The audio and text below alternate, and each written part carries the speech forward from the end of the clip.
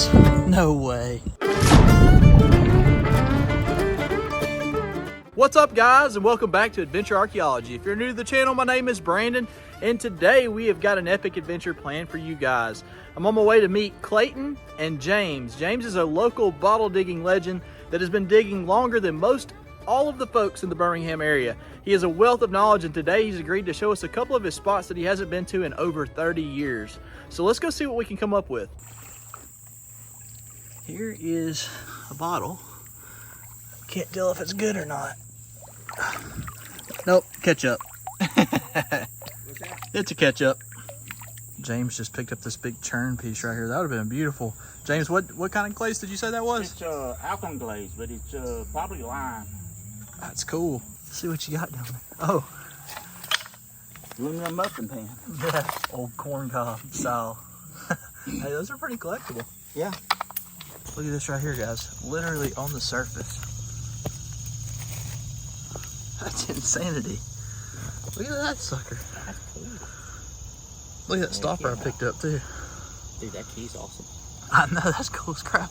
Yeah. Laying right on the dang surface. I was so excited about finding this key that I really didn't show you all the details of it. I mean, this key is in phenomenal condition. I guess it being on the surface like it was, maybe the water covered it over, I don't know, but man, I'm excited to find that. It doesn't look like it has anything engraved or stamped on it, but it's definitely brass, and I can't wait to get this thing cleaned up and in my display case. So James is through here. This is a dry creek bed. He's on the far side probing, and if you look that way, Clayton is over around the bend, and he's over there probing, and I'm right here at this wall digging around, seeing what I can come up with. And let me show y'all why I'm doing that. As soon as I got into this little spot right here, I found that key, and then I reached down and I picked up this beautiful bromo seltzer that doesn't have any damage. And then there was 3 good soda bottles that I'm about to show y'all, all back to back to back. So here was the first soda bottle piece. You can see right there it says Deacon Brown bottle in Birmingham, Alabama. That's going to be around 1912, and that immediately told me that we were in a good age bracket. The next piece was this right here from Bessemer, Alabama, and that's a Marcola with a beautiful pictorial eagle on it. Sadly, it's broke down too far to be turned into a whiskey glass, but man, this right here is something that I would love to find today. This is probably from the late 19-teens. So there again, we're still over 100 years old. And then this piece right here really, really excited me. And we have found a hutch on the channel before, a Wiseola hutch, but we've never found a crown top, and this would have been a crown top. There again, this one has way too much damage to be usable for a drinking glass. You can see the star on the bottom, but this is just a really cool bottle. You can see the very, very fine layers right here in this creek bank. And as I was digging, I just pulled this out. Sadly, it pinged on me as soon as I got it out of the hole, but that was a Dr. W.B. Caldwell's. So there is stuff in this creek bank, and that is pretty dang exciting, guys. All right, guys, we got pretty hot yesterday. That first spot had a pretty decent ash layer on the left side. It didn't have a ton of glass in it, though, so we went and checked out 2 more areas. Well, I left those soda pieces behind, and I wanted to grab that Deacon Brown piece because it would be a good whiskey glass candidate. So I'm going to drive by there right now and go grab that, and I may stick my shovel in the ground and see what else I can come up with while I'm there. How in the world? I never find skeleton keys unless they're railroad keys.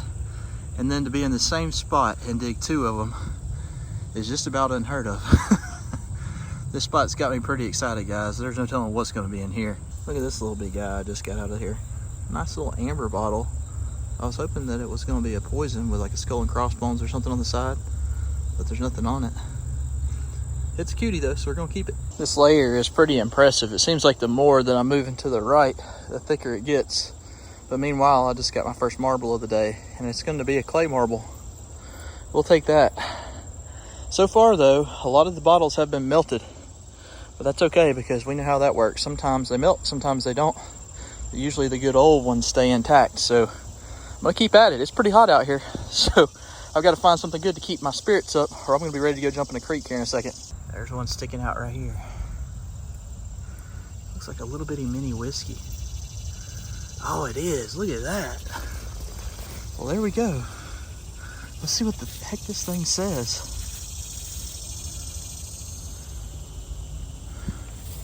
Looks like it says Louisville, Kentucky.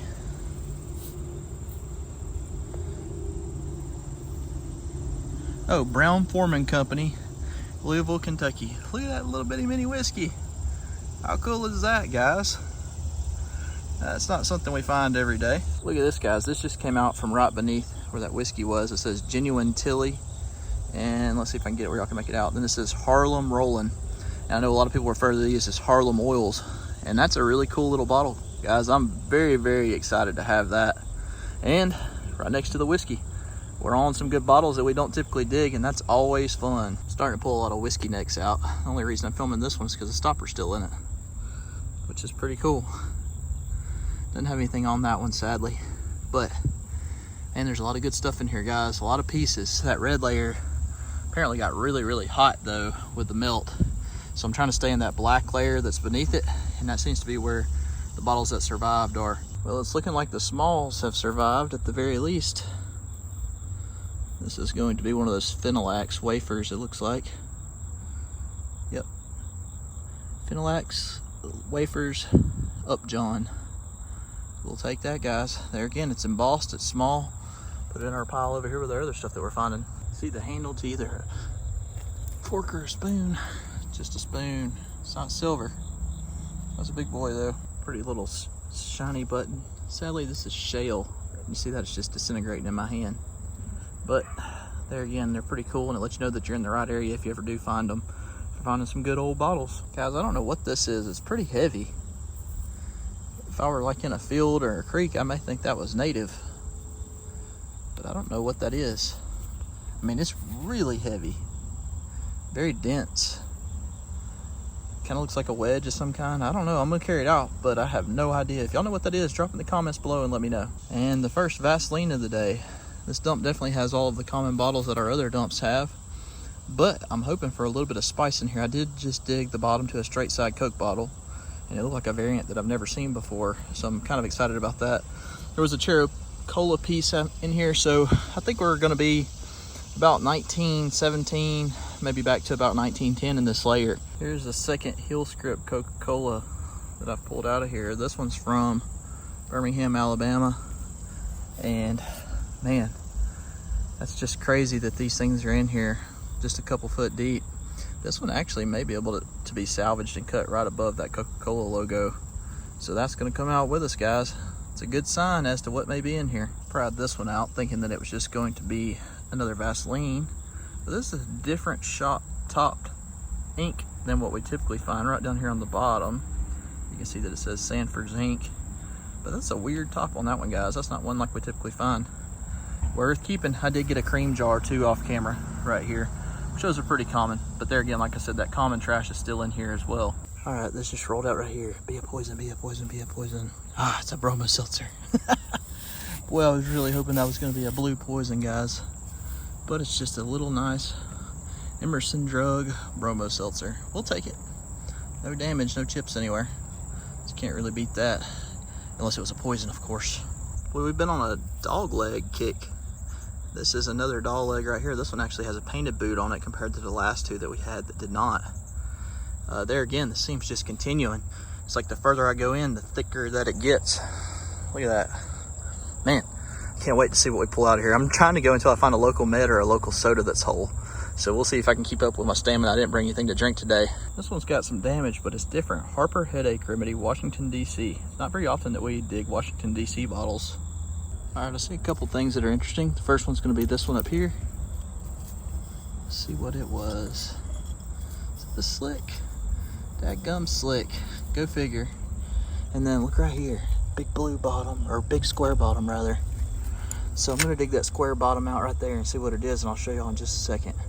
Well, hang on, here's a medicine right here. Let's see what that is together. Oh, that one's slick too. All right, we're gonna dig the square one out. All right, here we go, it's loose. Oh, there it is. No way. Holy cow, guys, I just dug a Hofstadter's, Dr. J. Hofstadter's stomach bitters bottle. That is absolutely perfect. Wow, look at that. Holy cow. That's insanity. I haven't dug one of these since Mississippi. This right here, I thought was a Listerine, but it says Lavorus on it. I'm not sure what that was. Could have been a similar product. Let's see, the bottom does say Lavorus Chemical Company, And then it looks like it says Indianapolis on there. So I have to do a little bit of research to figure out what that one is. Guys, you want to talk about a dang heartbreaker? Here it is. Geo and Ellen Druggist, Avondale, Alabama. And this thing is warped and broken, but golly, I've never dug one of those. And I would have just died to have dug that hole. There's one though, there's gonna be more. I just cannot believe the stuff that's coming out over here all of a sudden. It's a good sign, guys. It's a really good sign. I'm recording every med now just in case any of them are embossed, like this one right here. And it's not, of course. Again, it's warped.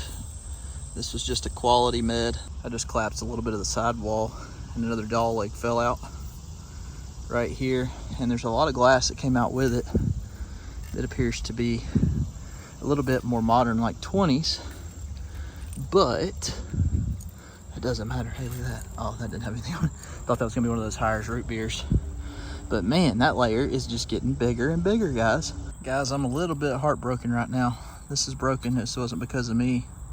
But this right here is one of those Warner Safe Cure bottles. But this is the aqua one.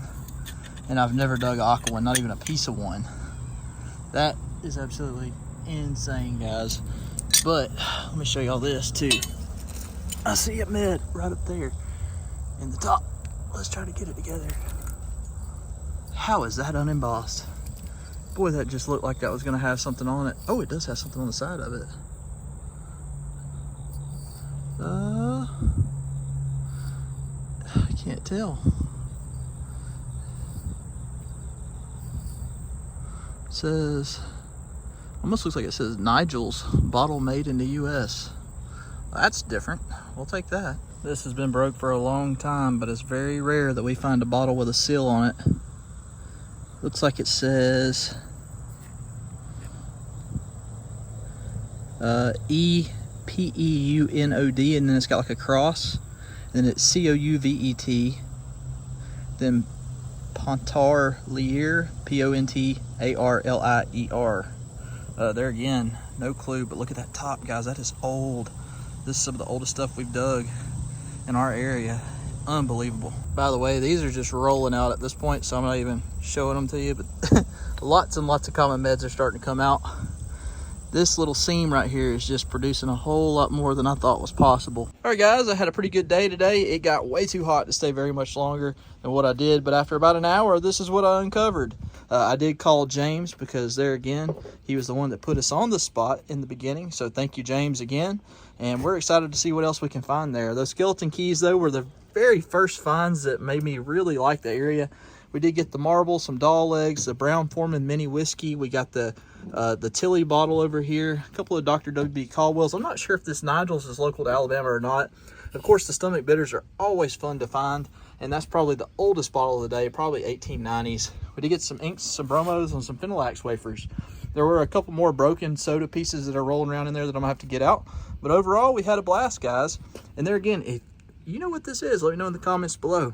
Like my dad was saying, he saw this was mixed up over here beside the doll legs, and he couldn't find it, and well, I found it? Yeah. So how many times did I have to video this? About like 20. Everybody doesn't realize I stumble over my words nonstop, so. True. She tells, oh, look at you. Alrighty, we'll see you guys in the next video. Bye-bye.